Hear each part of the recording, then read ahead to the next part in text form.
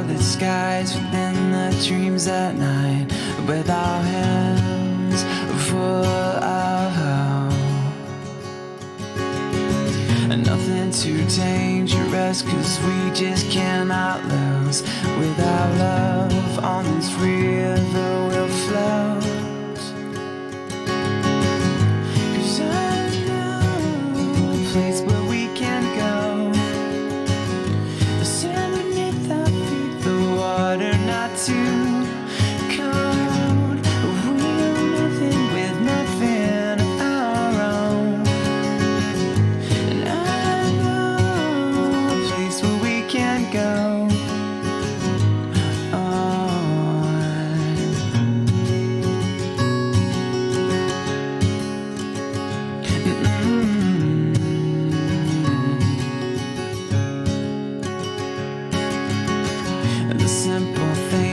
Sharing dreams that just keep growing. With our hearts, our home, we belong. And keep on moving, life's not waiting just to carry you along. And I know a place where we can go.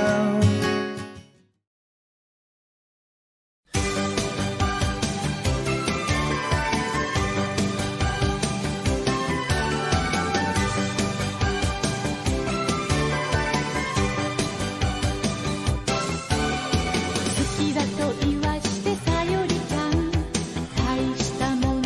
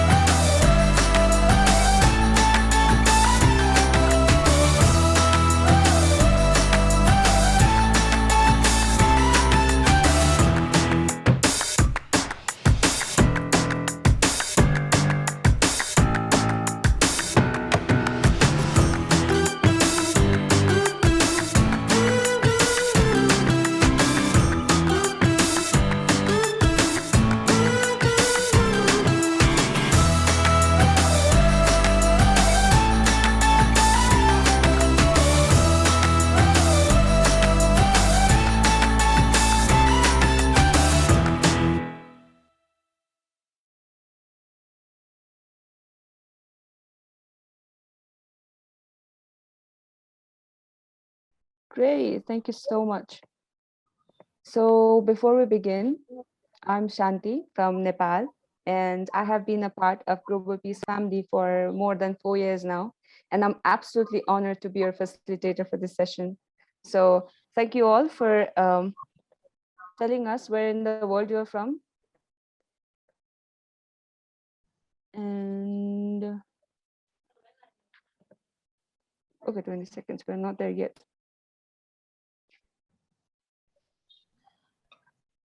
I can see some faces of the people I've already known before. It's really nice to see you all here.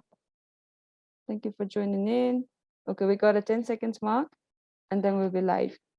All right.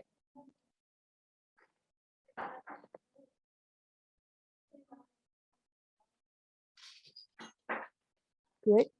So welcome to the breakout room on uplifting and empowering women through grassroots education and engagement of men and women.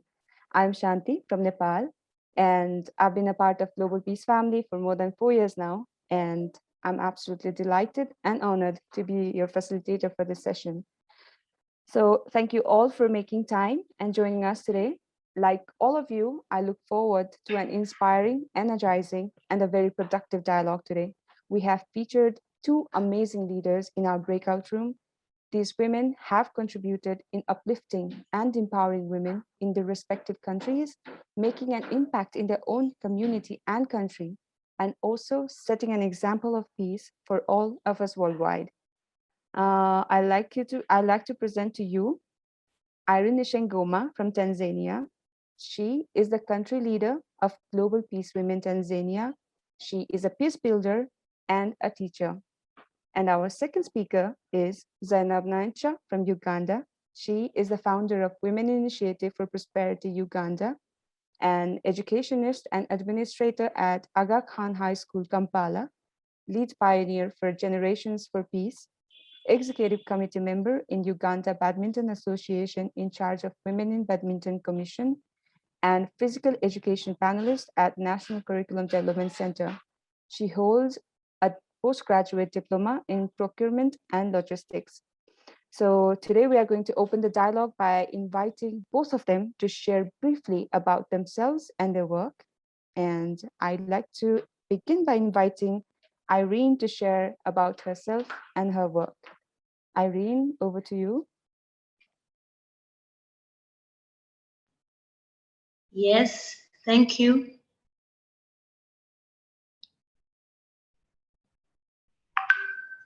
As you said before, my name is Irene Ngoma. I'm not only a teacher or a country leader for Global Peace Women Tanzania, but I'm also a member of a task committee of Women Football Association here in Tanzania, but also I'm a digital influencer, a content creator, SDGs champion, as well as a peace ambassador. Concerning our project of women in preventing violent extremism, as I said before in the 3 minutes video, this project aimed at building capacity to women in preventing as well as preventing violent issues of conflict analysis, conflict management, as well as conflict resolution. And through this project, we were able to conduct several activities. And among the activities was to train 100 women, local women from socioeconomic groups, whereby they were able to be trained and be capacitated in leadership skills, uniting together to end gender-based violence, as well as to know their sphere of influence in peace building, and also to know how to manage conflict, how to assess, as well as how to resolve conflicts from the family level to community level. And another activity was to engage men and boys, and we were successful to engage men and boys through coffee hubs and beach hubs, where men and boys were able to share their views, their fears of helping women of helping women to engage or to participate in peace building initiatives, as well as to engage women in leadership and decision making. And the interesting thing in this issue was, whenever we were asking men and boys why you are not supporting women in peace building initiatives, they were like, they feel inferior. In 10 years to come, they feel like female will dominate the society. Like now, women, we are lamenting that there is patriarch system, there is male domination. So on their side, they're like, we are also fearing that one day there will be a female domination. So through this project, we were able to erase that negative mindset to them, that in order to build a peaceful family, a peaceful community, we must unite together. We must engage both gender, men and women, boys and girls, in order to make development in the society from family level to community level. Also, through this project, we were able to engage community members as well, whereby through arts, cultural dances, road show, we were able to gather together community members in the 2 wards in Bagamoyo district, and they were able to share their views concerning women participation in peace building issues, as well as in preventing violence, and to advocate for zero GBV. And the quite interesting thing that we noticed was there were poor knowledge and poor education from family level, whereby, as I said before, patriarch system is still a problem here in Tanzania and in African countries as well. So through this project, we were able to, we tried our level best to make sure that the community understands the gender equality issues, and through that, and help them to understand that through gender equality, we will be able to create a peaceful environment. And through engaging women in peace building initiatives, in preventing violence, in preventing gender-based violence, we will create a peaceful community. So I can say those are among the achievements which we got from this project. And another thing I can add is we were able also to engage local leaders, influential leaders, as well as religious leaders, since in Tanzania, those leaders, they are dealing with the community directly. So it was much helpful to engage them through this project, because they were able to preach the theme of one family under God, as well as the theme of peace be given in the home. And through their preachers, community were able to understand, since they respect them very much more than other leaders in the community. Thank you. Thank you so much for sharing, Irene. So now I'd like to request Zainab to share about her work and herself.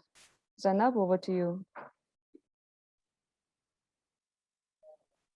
Yes, good morning, good afternoon, and good evening, everyone.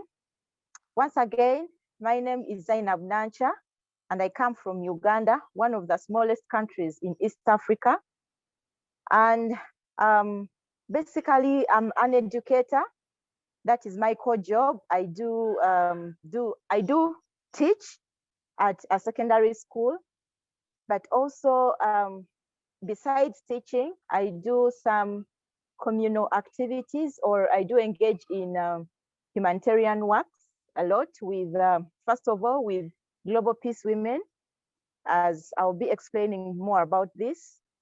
At this stage, I'm also an intern at Global Peace Women under the Family Volunteer Project context, but also I'm a lead pioneer for Generations for Peace, which is a peace building international NGO.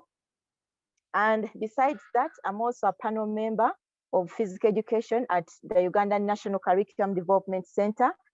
And I also do some voluntary work with Uganda Badminton Association. I'm an executive member, but I'm also in charge of Women in Badminton Commission. But overall, I'm the founder of Women Initiative Prosperity Uganda. So that's enough for my introduction. And just to take you through some of the works that I do in Uganda, I would share with you a project that I did recently. And this was funded by Global Peace Women After Leadership Academy program that I engaged in. And this project was basically to do with to curb gender-based violence in schools. So you find that in Uganda, gender-based violence is the numbers of victims of gender-based violence, especially in schools, is quite overwhelming. And based on one of the UNICEF research, it revealed that 81% of gender-based violence victims in school are girls. So upon this background, I decided to come up with a program that's where I would be in position to engage girls and boys within the same kind of sessions, so that I would be in position to curb or to overcome that kind of challenge that is, very high in Uganda. So the program engaged 30 students, and I made sure I put together 15 girls and then 15 boys in a program that ran for 12 sessions. In these sessions, I use sports as a tool to bring together the two students, or to bring together the two young people, such that they would work together, they would play together, and have fun, but all in all become, get engaged in different activities that would be in position to make them realize that, oh, girls and boys are not different at all, and therefore they would be in position to appreciate one another, work together harmoniously, and live together in a community. So first of all, or to continue with what I've just said, GBV is highly manifested through in Ugandan schools, is highly manifested through physical, sexual, and then psychological kind of aspects. And in one way or the other, this leads to discrimination, especially the girls are the more victims of this discrimination upon which activities are done in school and all that. So the program really brought them together. We used to do some theoretical sessions where we talked about certain issues regarding gender, like gender differences, like gender images, perceptions in society. And trust me, they were very interesting sessions. These girls and boys revealed to us a lot that even, some of us would not think that they knew whatever they were talking about. So you find that in the long run, as we engage them in these activities, especially the organizational games that are Ugandan, based, the traditional games, and then to a certain extent, we used to engage them in some of these sports like volleyball, soccer, and so many others. So sport is a fun tool, is fun. It's fun because as they are engaging in these activities, they are learning more about the different gender. And in the long run, we realized that there were some behavioral changes within the target group that we dealt with. And many of them testified or confessed the fact that they benefited a lot from this program. So trust me, if we do engage even the boys, because in most cases, boys or men are the perpetrators of gender violence. But if we do engage them in these programs, and then they get to know what gender is all about, in the long run, they will be in position to, they'll be in position to appreciate, accept the other gender, and then we shall be in position to see a better kind of society, not only in Uganda, but worldwide. So I encourage the young women here to be in position to engage their community members in whatsoever kind of programs they can, such that we can be in position to empower the women and girls within our communities. Lastly, I would like to say that, of course, as we were implementing the program, there were some challenging issues regarding the program, and these range from the bad weather conditions, talk about some of the members not being consistent in the programs because of them being school defaulters, but we were able to overcome all this. So it never takes so much for you to start up something, but it's about determination, commitment, and also persistence through whatever that we do. So that is all I can share as of now, and questions are welcome, concerns, and I'll be in position to respond. Thank you. Thank you so much for sharing, Zainab. And undoubtedly, both of your stories, work and passion are really, really inspiring. And yeah, moving on, we have prepared questions to open our breakout room. And as the dialogue progresses, if you have any new or further questions that arise, please submit them in the chat box to your right. And also, if you require subtitles, you can find them under the CC section in your screen. Yeah, that shouldn't be hard. And yeah, so moving on, we are going to open the discussion with the prepared Q&A. And if any of you would like to add to the discussion to ensure that each discussant has time to complete their thought. So please raise your hand and I will call on you. The first question which I would like to direct to both our presenters is, what inspired you to begin your work in the very first place? I'd like to request Irene to go first.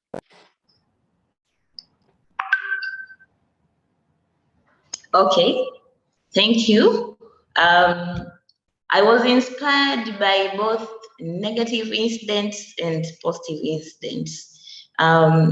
On the positive incidents, I was inspired by witnessing various women-led organizations that deals with empowering women, and they're here in Tanzania, and they're doing quite good, honestly, since they have been capacitating women in various issues, including issues like leadership skills, entrepreneurship skills, ending GBV, in one way or another. All these issues, when you combine it together, they are the source. They can be a source of creating peaceful community.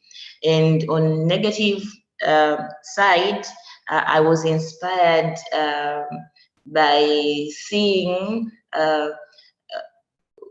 how women and girls from family level, how they can be like the plate, or I can say like let me take that example of a plate of making sure that peas is cooked, peas can be saved in the family, and them, women and girls, as the source of doing that thing or that culture from family level. And the third thing, or the negative thing in that, is though they have more effort, more initiatives of making sure that there is peace in the family, still they are not recognized from the family level to community level. So that thing also inspired me to engage or to implement this project through the Sisters Without Borders network, whereby Global Peace Women Tanzania, we were among the key partners who implemented this project.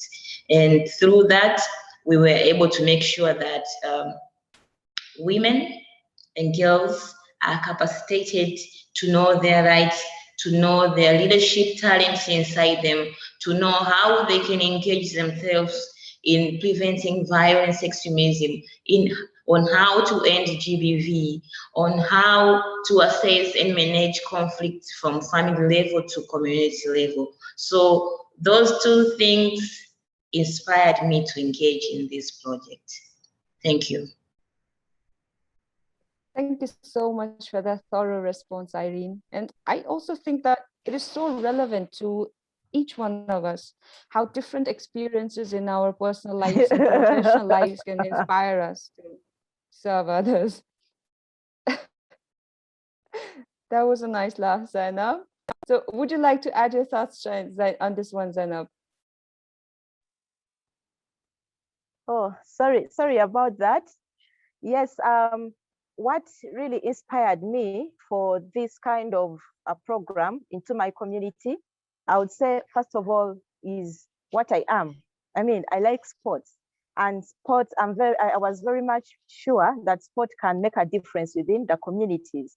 And therefore, I felt like taking it from that level of administration and then player level to another level, of which I had to pass on the power of sport to the community.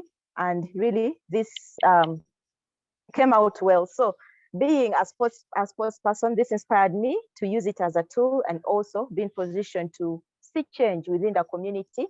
And that's how I came up with that kind of program. But also, I had to improve my leadership skills, because it may sound like a very small kind of program, but I mean, you need to network with quite a number of people. You need to work with quite a number of partners, ranging from school administrators, then other organizations. So by doing all that, going through all that, in the end of it all, my leadership skills improved, and that was one of my inspirational points. Then also the other point, like I told you, I'm a graduate of the Global Peace Women Leadership Academy. And within the sharing and the discussions we had with our dear facilitator, we used to talk about peace begins in the home. And we all know, or we are all aware, that women play a very big role in homes. They are foundation of homes. So by engaging young girls in such programs, it was one way of making sure that they implement this even back at home. They see peace within their homes. And to me, that was really inspirational. Thank you. Thank you so much, Zainab. And indeed, starting change with what you are actually passionate about makes a big difference. And undoubtedly, we can see the motivation that fueled both of you to do such amazing work in your respective communities.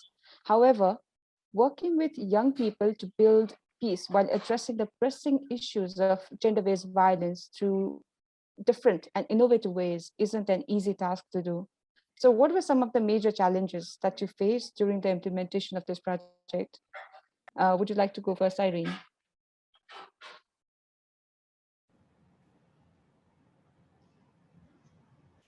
Okay, the major challenge which we faced as a team, it was an unwillingness of some community members to participate fully in some activities, especially a roadshow activity, since most community members in Bagamoyo, it was like a roadshow campaign. It was like a new tradition to them. So most of them, they were afraid to join us since during day one of roadshow activity. But on day two, they showed up. They showed up and they were able to talk to us and share their views on how women can be engaged in peace building, as well as on how community members can be part and parcel of making sure that women are participating in building peace from family level to community level, as well as to national level. But also another challenge that we faced was inadequate knowledge among the beneficiaries concerning issues of legal frameworks and existence and operation of various local committees, especially district peace and security committees, ward development committees, children and women committees.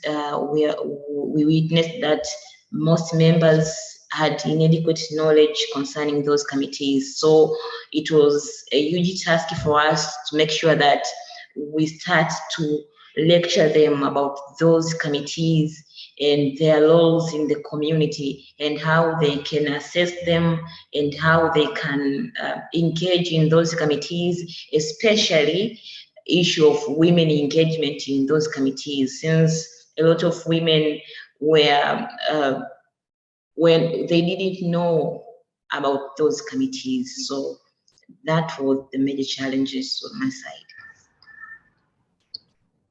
Thank you for sharing, Irene. Zainab, as you have already shared some of your challenges already during your introduction, are there any extra challenges that you missed to say in your introduction part? Yes, definitely they are. During the introduction, I only talked about the weather conditions and all that, but now getting more technical, we faced a challenge, you know, when you are dealing with girls and boys and with existing kind of traditional beliefs within our very African context. So it was really, in the beginning, it was really challenging to convince girls and boys to work together. Yes, they study together in class, but of course there are those differences. So some of them were confessing the fact that they have even never played with girls, and even girls were confessing the fact that they have never played with boys. So it was really challenging for us to convince them that, no, look, this is what we intend to do, and therefore you'll be benefiting in the long run. So that was a major challenge, but also to a certain extent, because I mentioned that we dealt with 30 students. So as the program was implemented in school over and over, we somehow got a challenge of getting overwhelming numbers of those who desired to join the program. But remember, there were limited resources, and therefore, in one way or the other, we had to also promise them for maybe the other round of the program that we were planning to conduct. Then during the program implementation, we used to have those students put on their red color. And here in Uganda, it's red belongs to a certain political party.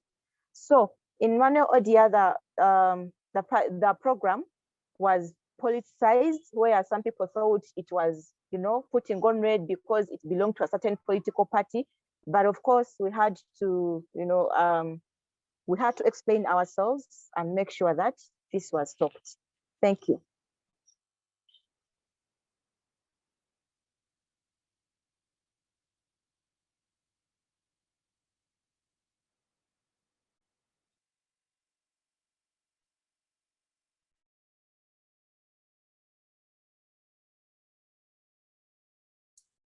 Excuse us, everybody. We're experiencing some technical difficulties.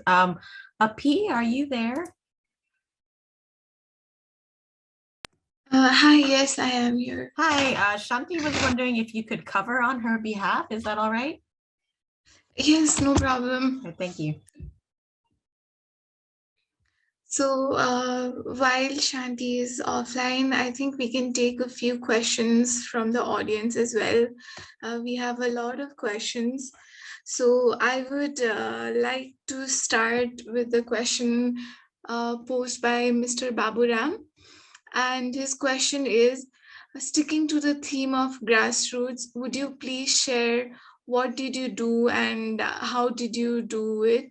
So I guess what he's trying to make this question more clear, if Irene and Zainab could talk about the details of their program, of how they executed the program from beginning to finish, then that would be really nice. Irene, would you like to go first?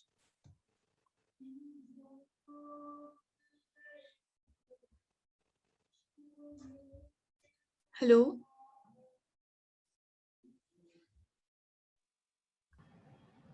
Can I go first?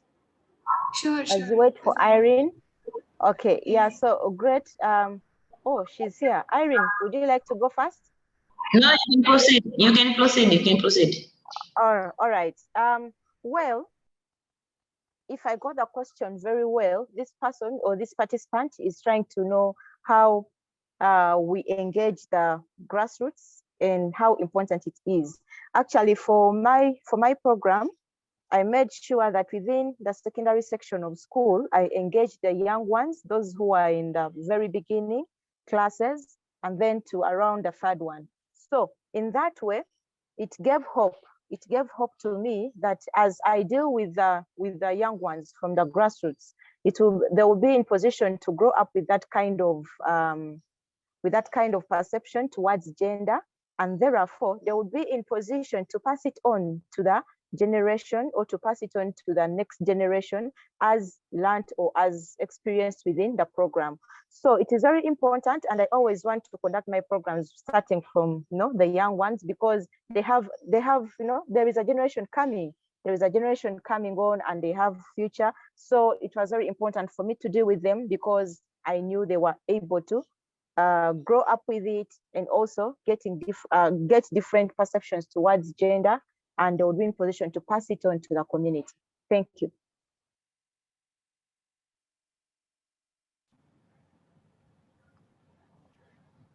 Would you like to add And any thoughts on that one, Irene? Okay, and on my side, through this project, we were able to touch the grassroots level, in which we were able to engage the local women, those women from the coastal area. Here in Tanzania, coastal area, especially women from coastal area, they have a lot of problems. They are facing a lot of setbacks in engaging in various issues in the community. So that's why we chose coastal area as a target area in this project, as well as we were able to touch the local women from the socioeconomic groups in which they were abandoned in various spheres in various sectors in our community. And another thing was to engage men and boys from the local streets. That's why I said we were engaging them through coffee hubs and beach hubs, as well as motorcycle hubs there in coastal area, because they have their concerns, but they don't have a platform to share out their views.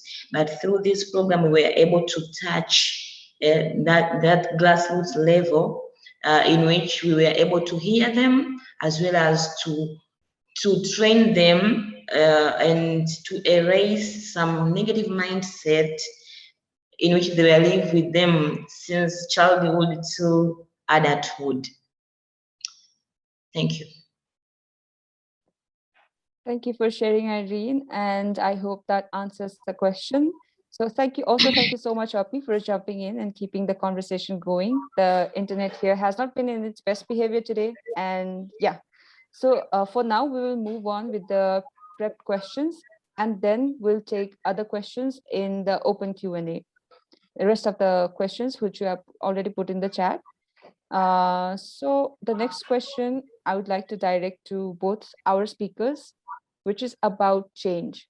Change is something that is not sometimes visible until decades. So how do you plan on making your work sustainable? Would you like to go first, Zainab? Yes, it's okay.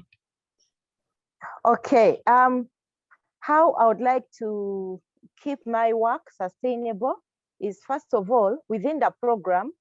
Actually, I was midway the second cycle of the program, but then it was halted because of COVID-19.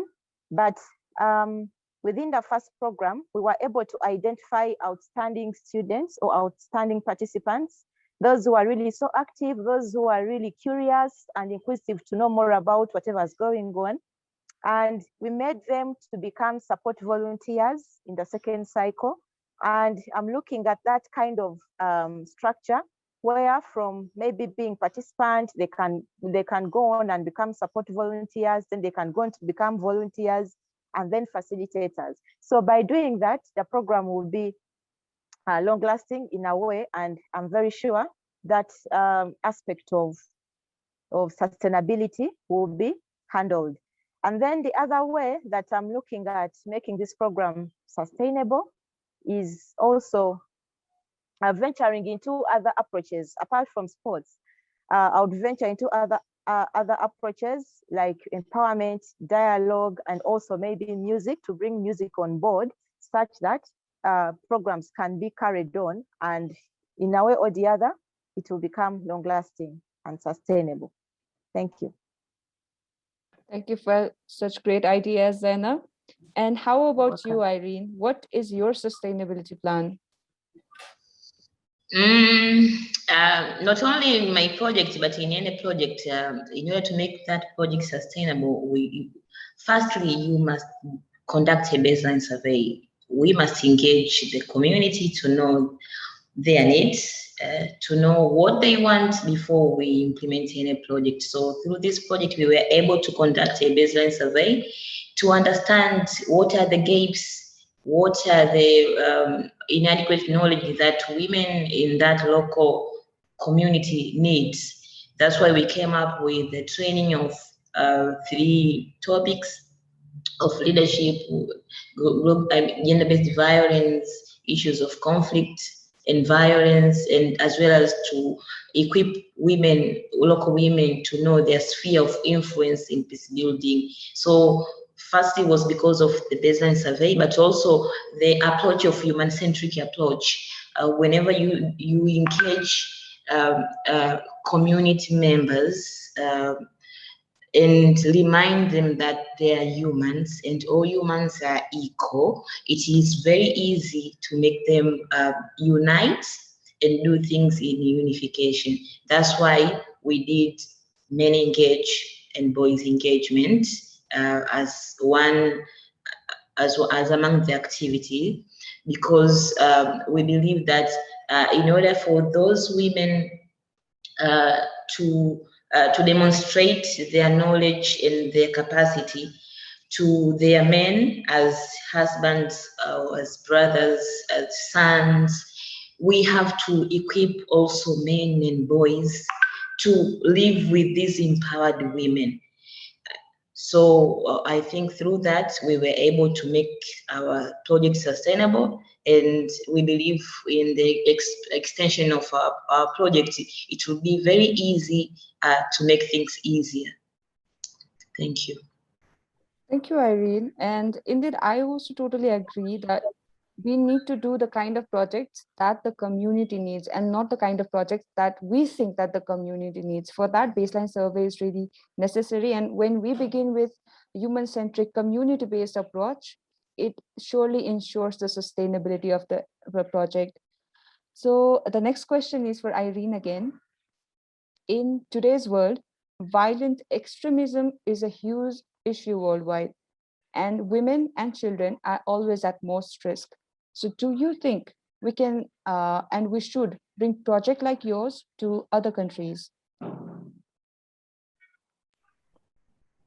Yes, I strongly agree that we can move this project to other countries because first, this project is very relevant and its activities are very relevant.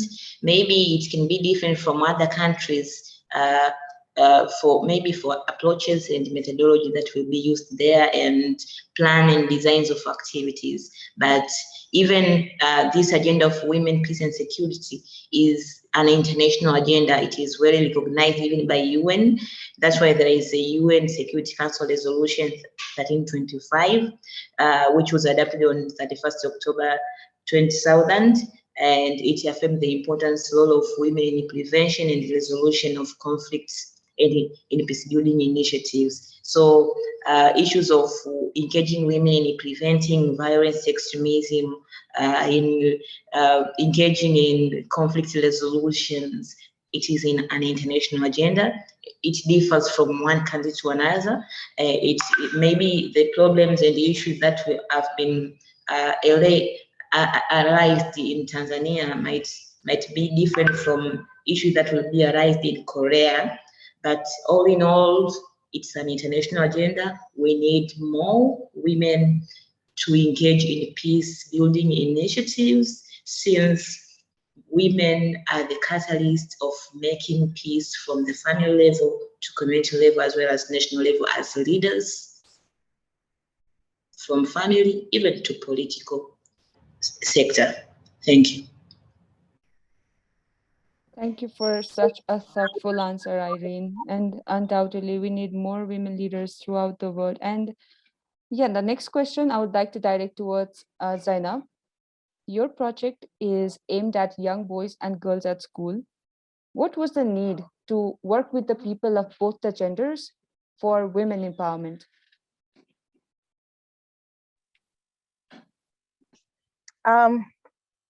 Yes, the project engaged both girls and boys in school, yet we are looking at women empowerment. So, like I mentioned earlier on, yes, we have gender-based violence. I mean, it's a global kind of challenge. And when you look back to our own context of Uganda, this, like I mentioned, some of the statistics by UNICEF, this is, I mean, it's something that needs attention. But when you do some bit of research, some bit of, if you interact with most of the students here, you get to the fact that most of it, whether physical or verbal or whatever kind of violence is done, is brought about by boys. So in conclusion, boys are the most perpetuators of this kind of violence in schools. I didn't mention something to do with teachers, but even it was indicated that 68% of that is brought about by teachers of gender-based violence in schools. Yet we teachers would be role models in schools, but then you find that some teachers do not behave professionally. And there are so many cases of where teachers in secondary schools rape girls, then teachers in secondary schools make girls, like impregnate girls.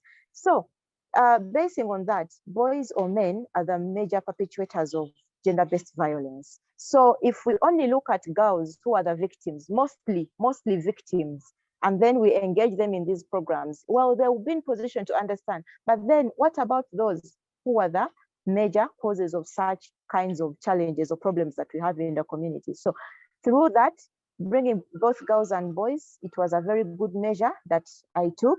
And I must say it really yielded much. And if I'll be in position to conduct even, bigger programs where more boys are brought on board, they are sensitized about some of these gender issues, then that would be good and that would be great for me, because it's a two-way kind of thing. And mind you, boys are also, victims, or even men, or even some of the husbands in homes, they are victims. But, with their, superiority ego, they know, oh, if I speak out on this, I will not be a man. So it's a two-way society that we sensitize both girls and boys. Thank you. Thank you so much for sharing, Zainab. And like you said, you have highlighted the importance of bringing both boys and girls, men and women together. And in fact, I had a similar project in Nepal, which did exactly like that. Like you use sports, we used forum theater to address pressing issues of gender-based violence by bringing men and women together to uplift women at home and society. So which later helped them to strengthen their families and basically just to begin peace right from the home. Yeah, so it's a great way to do it, I guess. And I have a last question before we move to open Q&A, and this is both for Irene and Zainab. Working on complex issues like women empowerment and combating gender-based violence is not easy. And like you have already shared about your challenges and everything you've done so far, I'm sure there are some moments of inspiration as well. So can you share one inspiring story from your work? Who would like to go first? Can I go first? Sure, Zainab. Yes. Well, like you have mentioned, Shanti, like you have mentioned, it's quite complex because, we have these traditional beliefs here in Africa, and most of us grew up when we see different kinds of behaviors within our families, where a father is everything at home, a father says this and the mother nearly, So, yes, that is very right. But like you have said, it's quite complex it was quite complex when I was setting up this kind of program. And I mentioned it before that we had to convince these boys also to be in position to do the same kind of project with girls, play together, plan together, and all that. So as time went on, they were all of them got convinced and they participated in the program. But then one inspirational kind of moment that I remember was we did have one of the participants. She was aged 14 years. Yeah, she was 14 years. And she kept coming for the program, but very silent, very quiet, and also a bit timid. So the program went on and went on. And like I mentioned before, the program ran for 12 sessions. But around the 5th or 6th session, this girl approached me and then she told me some of the challenges that she had gone through at home. And to cut the whole story, the long story short, she said that at home, her mother was a victim of domestic violence.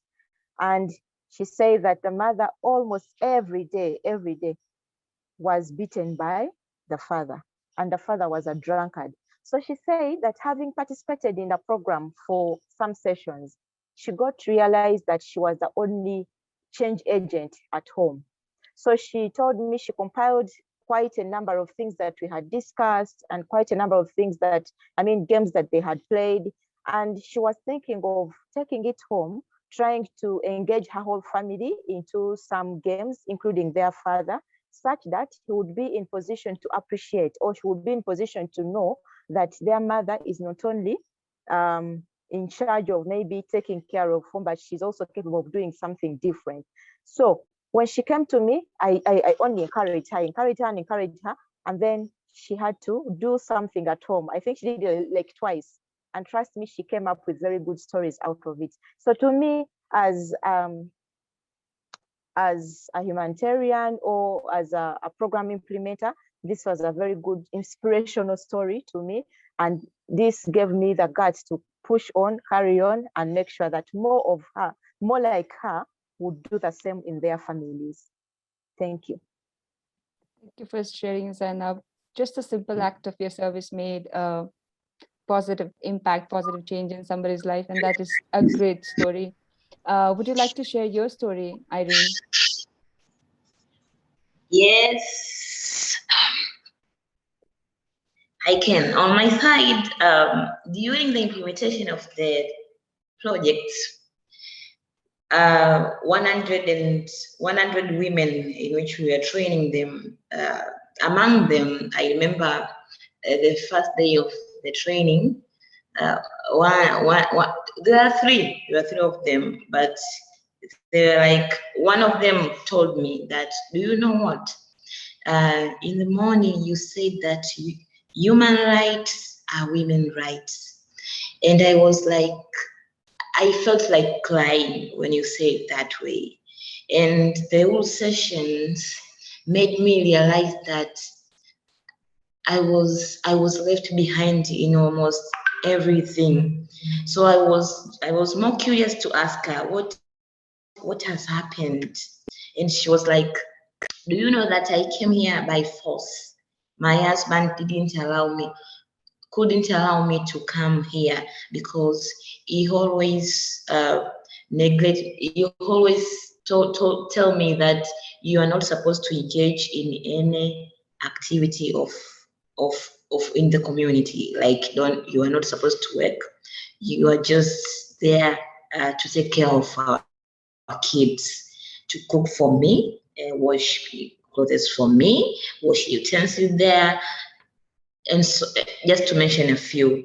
So when I saw my fellow women, like they want to attend a certain training, and only me, I was left behind, I felt bad, and I said, this time, by hook, by crook, I have to go there.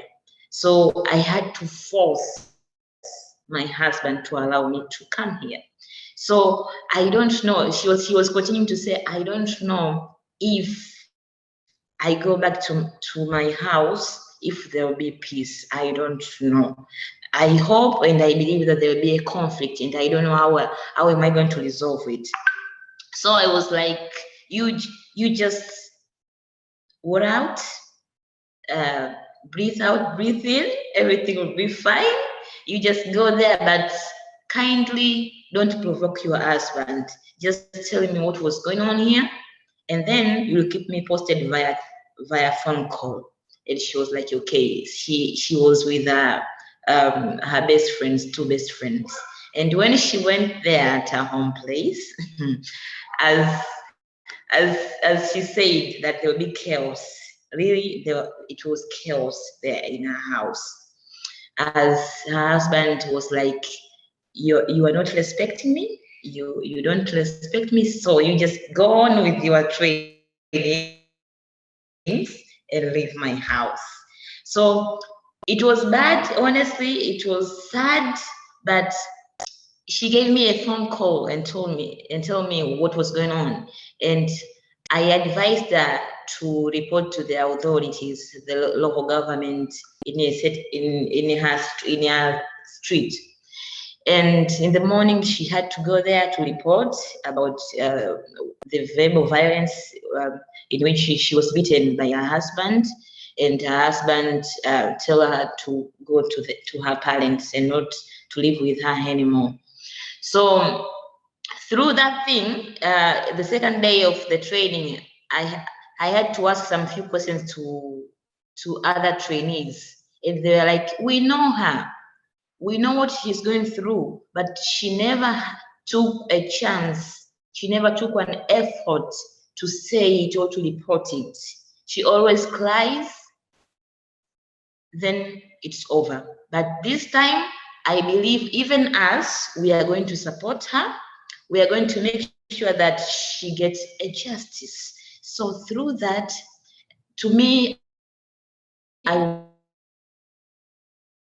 was inspired and I was like, oh my God, things that we don't know that those things can help someone there whom he or she has been suffering for maybe 10 years, but only one day can change a person's perspective, can change a person's destination. Only that. Thank you. Thank you so much for sharing, Irene. It was really inspiring to know how you helped tackle the predefined gender roles in a family. And I think that is exactly the kind of work we are trying to do with Global Peace Foundation and Global Peace Women, to build one family under God. And thank you for sharing. And so far, it has been such an energetic and inspiring dialogue so far. So if I had to say in a word how I feel after hearing from our presenters so far, I would be I'd be saying it was super energizing. That's actually two words, but well, you can also use the chat box to share in word how you're feeling about the dialogue so far. And I also have to inform you that we are moving to the open Q&A, and we'll be taking questions here on. However, we'll have to rush a bit so that we can conclude on the given time. So moving on, I would like to select a few of the questions that have come through to open our Q&A. The first question I would like to ask is to Zainab. Are women in your country given equal opportunities as a man in access to education and career or work? Please tell in details.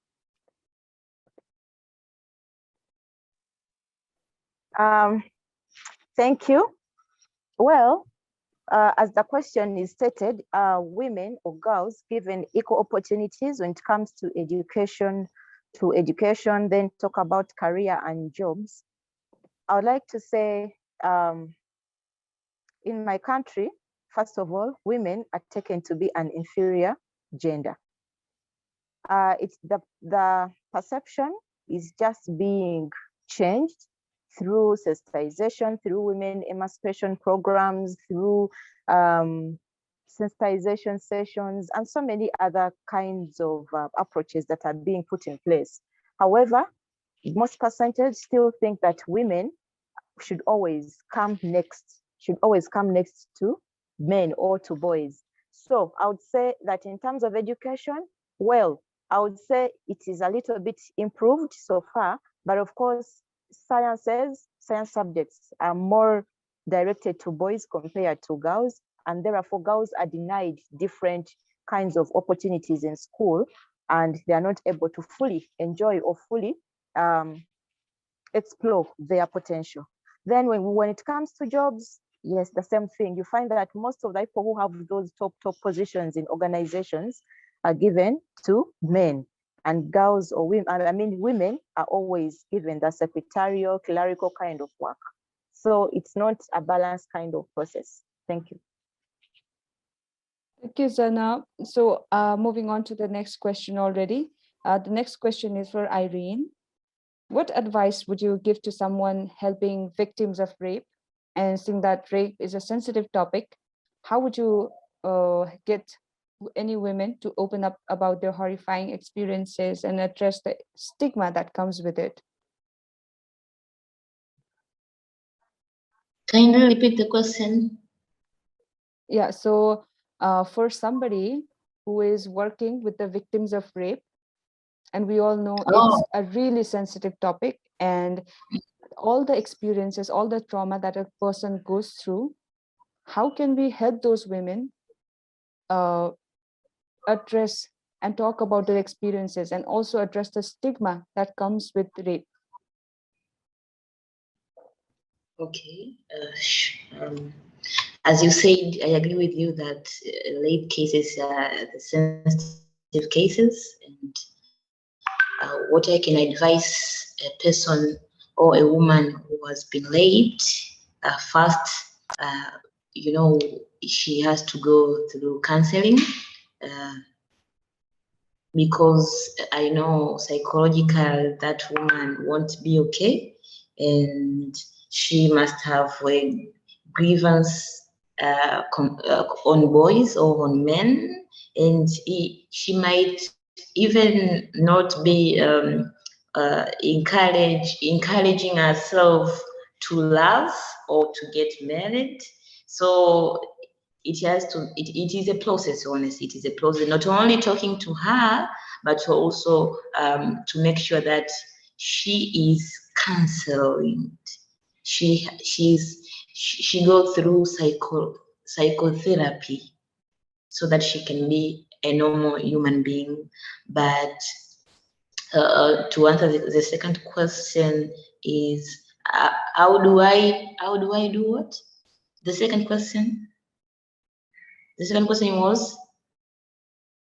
The stigma that comes with the victims of rape, especially women. Okay. To be honest, it is very hard, but that's why we are whenever we provide gender-based violence education, we do in both gender, male and female, because we know the stigma always is on female, and male, there always seems like they are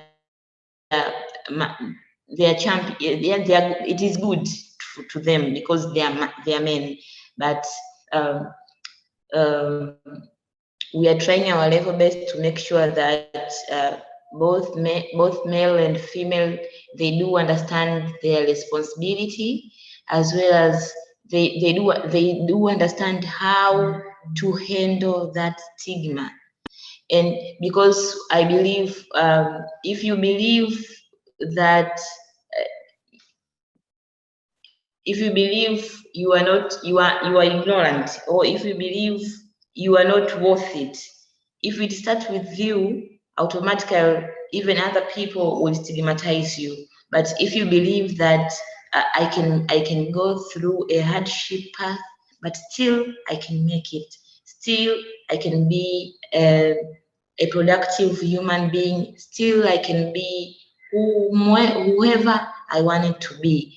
So it is very hard to erase those stigma in our society, but we are trying our level best, and we are starting it from the family level by educating the parents and the kids as well, especially girls and boys.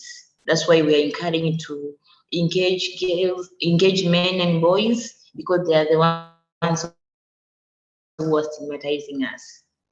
Thank you. Thank you so much, Irene. So yeah, we are running short of time. That's why we could not take all the questions. And although we appreciate wide range of topics today, we are really trying to explore more about empowering and uplifting women. So I would like to request you all to connect in our virtual room after we end this conversation for more productive learning. And if any of your questions have not been answered yet, I would request you to go back there and chat with our presenters. So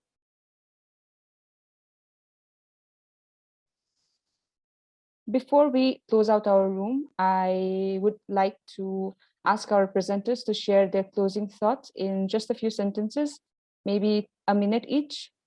Would you like to go first, Zainab?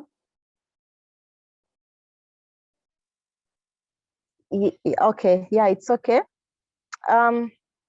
Yes, as we have been mentioning peace begins in the home. This is very key, because if there is no peace in the homes, then we are likely to have a very disastrous kind of community, or very messy kind of communities within our society. So it's very important to ensure that women or girls are empowered, such that we can be in position to have peace, or to create peace within our homes.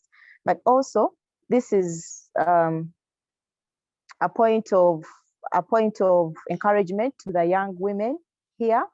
Please, it is always women who make change within the communities. I know it may not be easy, but let's persist. We always have to persist, and we always have to be committed to make sure that we do a lot within to change the lives of the members within our communities.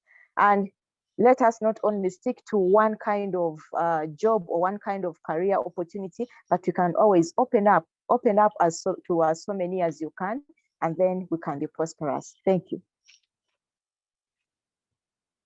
Thank you, Zainab.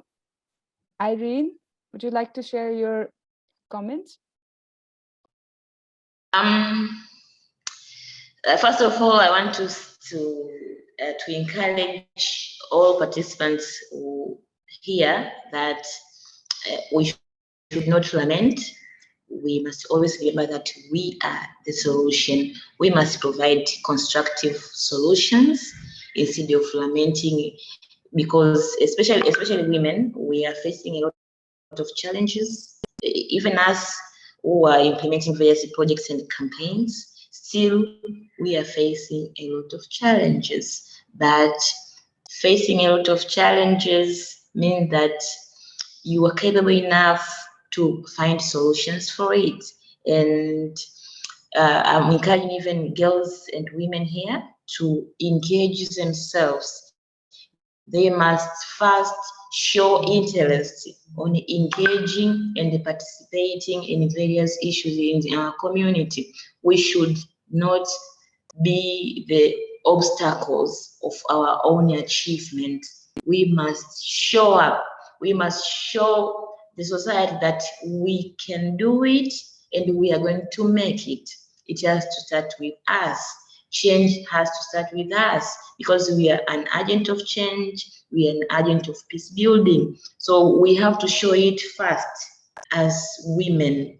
And then when we show to men and the community at large, they will trust us, and they will one day understand that even women, if they are engaged and participating in a certain issue, automatically there will be a productive and a fruitful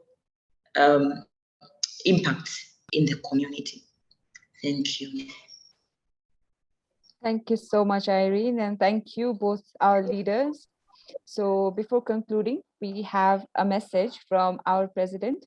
She is the International President of Global Peace Women, Dr. Sunuk Kang. We will just watch a short video of her message to us. Could you direct us to it, Maruko?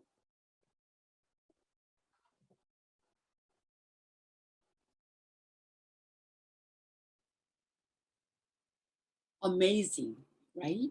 Some of these issues are so complex, it is easy to get overwhelmed.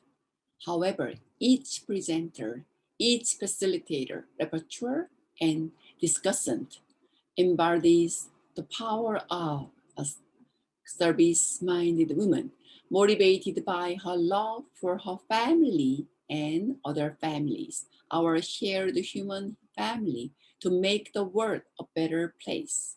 I know many of you have poured years, if not decades, into public service for your communities and nations. You are an inspiration.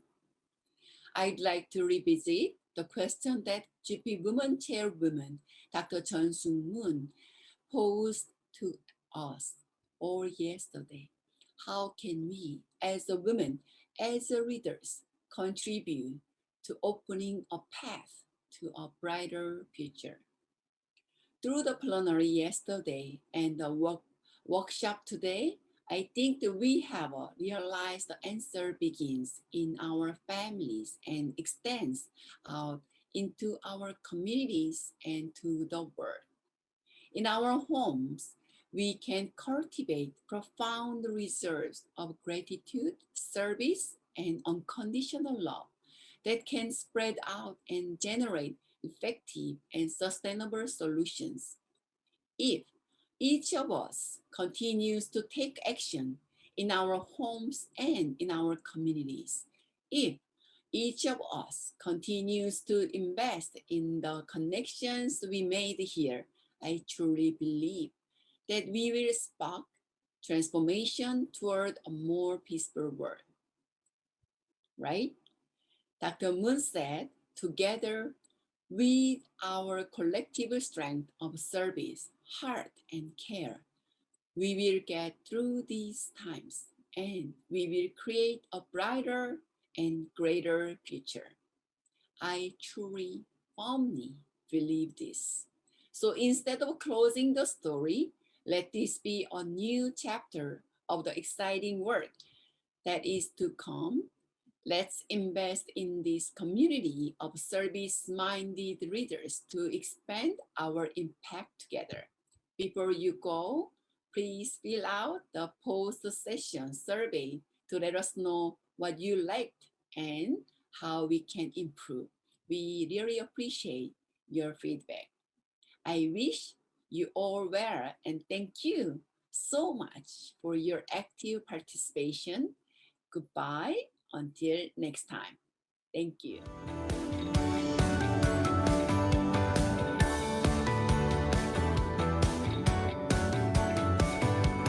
Thank you.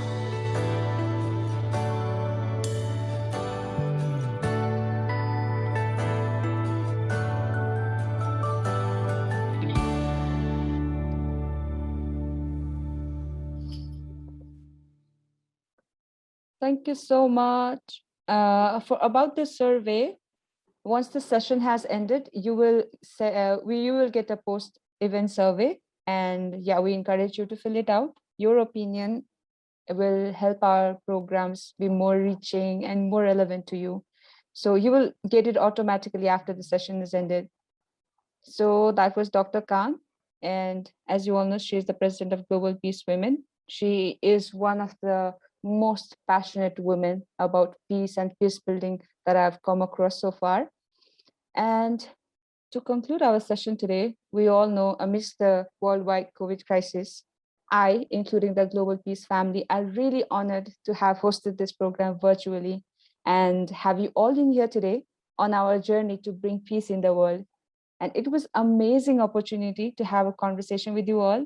It is really disheartening that we could not take all the questions, but in a way, it is an opportunity for us to connect afterwards. And we all could gather here today and appreciate, support, and inspire each other and share our vision, which is basically the purpose of this convention. Like the vision of Global Peace Foundation and Global Peace Women, we are all one family under God. And I would say, yes, rightly so, after such an engaging and participatory dialogue today.